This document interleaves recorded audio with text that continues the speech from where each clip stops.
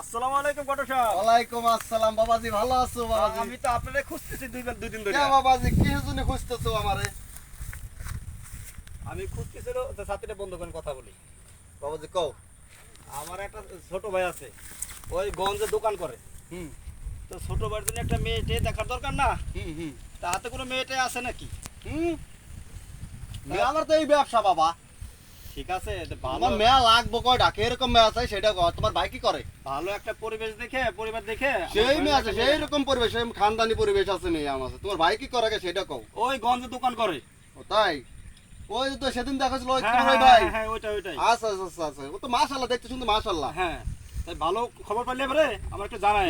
মেয়ে আছে দেখাচ্ছি তোমার। দেখাবেন? হ্যাঁ, বাপে বিদেশ থাকে, সৌদি। আচ্ছা।